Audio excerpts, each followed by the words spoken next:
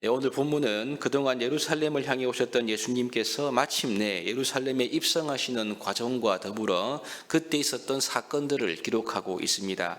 먼저 28절에 보시면 예수께서 이 말씀을 하시고, 이 말씀은 우리가 어제 살펴보았던 머나 비유입니다. 이 머나 비유의 말씀을 다 하고 난 뒤 예수님께서는 그 다음 절 예루살렘을 향하여 앞서서 가시더라, 이렇게 기록합니다.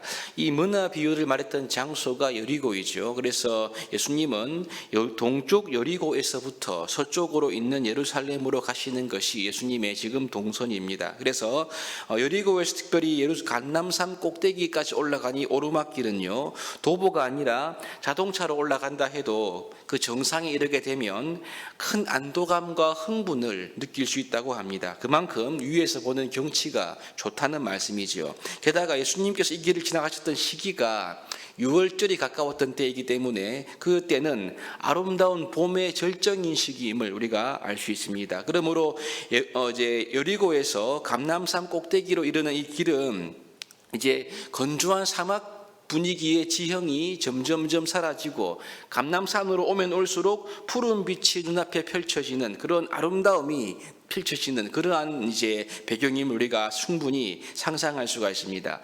마침내 감람산 정상에 이르면 바로 눈앞에 보이는 좁고 좁은 기드론 골짜기 있죠. 그 골짜기 넘어 작은 언덕 위에 있는 마치 태양이 반짝이는 그러한 거룩한 도시 예루살렘이 비로소 눈앞에 들어오게 됩니다.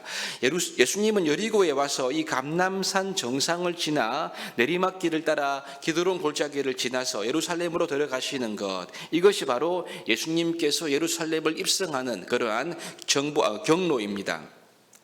예수님께서 감람산 꼭대기에 도착하기 전에 벳바게와 베다니에 이르렀을 때에 제자 중 둘을 보내셔서 아직 아무도 타보지 않은 나귀 새끼를 한 마리 끌고 오라고 말씀하시지 않습니까? 우리가 나귀 새끼를 끌고 오는 과정을 읽어보시면 어떤 신비함이 묻어 있습니다. 아마도 이 베다니와 벳바게는 예수님이 처음 가신 장소가 아니기 때문에 사전에 어떤 준비가 있었는지는 모르겠는데요. 아무튼 두 제자는 예수님께서 말씀하신 대로 나귀 새끼를 만났고 예수님께서 말씀하신 대로 이야기를 해서 그 나귀 새끼를 예수님께로 끌고 오게 됩니다. 말씀에 순종해서 이 모든 것이 예비되었음을 우리가 확인할 수가 있는데요. 당시에 나귀 타는 일은 흔한 일이었습니다. 보통 랍비들이 나귀를 탔고 제자들이 따랐는데요. 그런데 나귀 새끼 타는 일은 거의 없었다고 합니다. 그것도 아무도 타보지 않은 나귀 새끼가 아닙니까? 마태복음과 요한복음에서는 이를 가리켜 선지자 스가랴의 예언이 성취된 것임을 분명히 기록하고 있습니다. 이렇게 예언대로 나귀 새끼를 타신 것은요, 예수님이 메시아로서 예루살렘에 들어오시는 출발점이 되고 있음을 우리가 확인할 수 있습니다. 이제 제자들은 분위기를 점점 더 고조시키는데요. 이제 즉석 축하 의식의 일환으로 예수님을 위해서 길에 겉옷을 깔게 됩니다. 이 짐승이 지나가는 길에 옷을 깐다는 것은요, 존경의 표시인데 이것은 당시 왕이 자기 영역을 밟게 하는 그런 의미를 가지고 있다고 합니다. 이제 이 기드론 골짜기를 가는 내리막길에 이르렀을 때에 예루살렘 도시의 아름다운 모습이 눈앞에 들어왔던 그때 분위기는 최고조가 되었습니다. 군중들은 자신들이 보았던 그 능한 모든 일 때문에 기뻐하면서 큰 소리로 하나님을 찬양하는데 이것이 오늘 38절에 기록된 말씀입니다. 보시면 이르되 찬송하리로다 주의 이름으로 오시는 왕이여 하늘에는 평화요 가장 높은 곳에는 영광이로다 하니 이렇게 노래했습니다. 지금 사람들은 예수님을 주의 이름으로 오시는 왕으로 노래했습니다. 다른 복음서에서는 이 모습을 보시면 왕의 상징인 종려나무 가지를 흔드는 것을 기록하고 있는데요. 이것이 바로 예루살렘 입성의 모습인 것을 우리가 알 수가 있죠.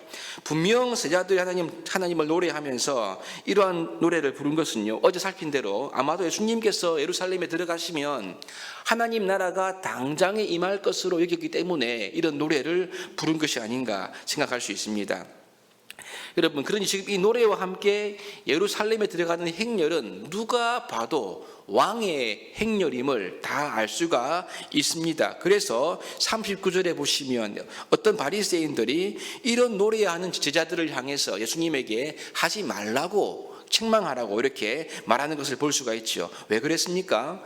그들이 믿음이 없어서 그랬겠지요. 첫 번째는. 그러나 또 한 가지 이유는 여기에 더해서 바리새인들의 우려 때문이었습니다. 그 당시 로마의 압제하에 있었던 이들에게 예루살렘 앞에서 나고 있는 메시아의 시위는 결코 정치적으로 좋은 일이 아니었기 때문에 그랬겠지요.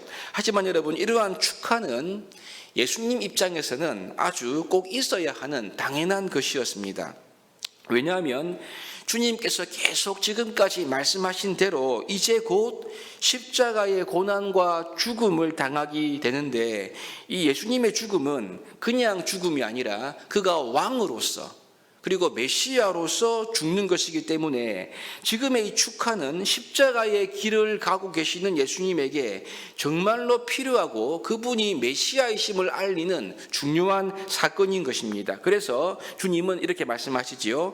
만일 이 사람들이 침묵하면 돌들이 소리 지를 것이다.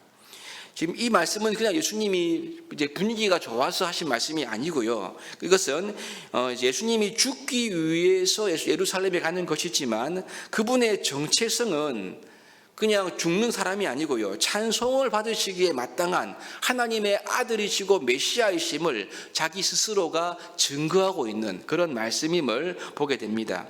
여러분 보십시오. 지금 사람들은 당장 하나님 나라가 나타날 것으로 생각하고 이렇게 왕의 행렬을 만들고 큰 소리로 노래하고 있는데요. 우리 예수님은 비록 그렇다 하더라도 자신이 진정한 왕이기 때문에 이 사람들이 침묵하면 돌들이 소리칠 것이라는 말씀으로 그분이 메시아이심을 지금 증거하고 있는 것입니다. 우리 오늘 본문을 묵상하면서 그동안 제자들이 예수님과 함께 예루살렘으로 오는 과정에서 계속적으로 우리의 마음을 압박해 오는 질문에 다시 돌아가게 됩니다. 그것이 무엇입니까? 마치 예수님을 통해 큰 자리를 얻고자 했던 제자들처럼 자신의 욕심과 야망을 따라 예수님을 따랐던 당시의 제자들처럼 우리 역시 나의 욕심과 야망을 위해서 예수님을 믿고 따르고 있는 것은 아닌가 하는 바로 그 질문이지요. 그래서 여러분, 예수님을 따르는 것이 내가 원하는 바와 일치할 때는 흔쾌히 노래하고 찬양하는 모습이 아니겠습니까? 자신들의 겉옷을 펼치고 노래하면서 왕의 행렬에 동참했던 것처럼 여러분, 보기 좋고 화려한 일들은 앞다투어 기쁨으로 하지만 이제 곧 닥치게 될 고통과 논쟁과 시련과 죽음이라는 바로 이 주님을 따르는 이 어려운 길, 이 길에도 헌신하고 노래하고 끝까지 따라갈 준비가 되어 있는가 하는 점을 우리가 생각하지 않을 수가 없는 것입니다. 41절에 보시면요, 예수님께서 예루살렘에 가까이 왔을 때 그 성을 보시고 우십니다.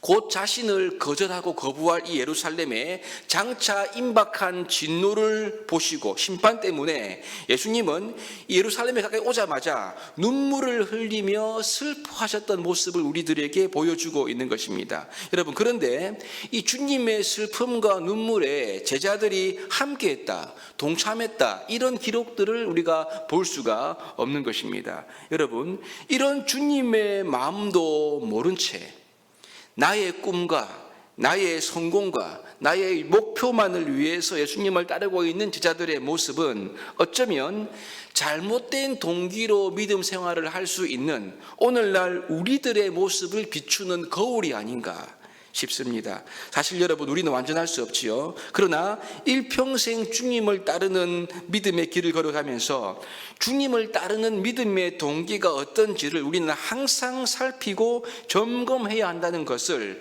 오늘 말씀을 통해서 깨달을 수가 있는 것입니다. 여러분, 우리 예수님은 정말로 찬송을 받으실 왕이십니다. 우리 예수님은 정말로 유일한 구원자이십니다. 우리 예수님은 정말로 하나님의 아들이십니다. 그러나 그분은요, 무자비한 권력자로서의 왕은 아닙니다. 힘을 가지고 그 힘을 마음대로 휘두르고 사용하는 그러한 왕이 아니십니다. 가장 높이 올라서 명예와 권세와 힘과 부를 추구하는 그러한 사람들의 숭상을 받고자 하는 그러한 메시아가 아니라는 것입니다. 그분이 말씀하신 대로 그분은 섬김의 왕이십니다. 제자들의 발을 씻기셨고 죄인들의 친구가 되셨던, 심지어 자신을 희생하여 자신의 목숨까지 내어주시기 위해 오신 영원한 왕 메시아 그리스도가 바로 우리 예수님이신 거죠. 그러니 여러분, 우리가 믿고 싶은 대로 내 야망과 욕망이라는 안경으로 주님을 보고 믿는 것이 아니라 하나님께서 계시해 주신 대로 우리 예수님이 누구신지, 그분이 어떤 왕인지를 바르게 알면 그분을 믿고 따르는 우리의 동기와 자세 역시 바뀌지 않겠습니까? 여러분, 우리는 예수님을 어떻게 믿고 따르고 있습니까? 나는 어떤 동기로 신앙생활을 하고 있는지 돌아보실 수 있기를 바랍니다.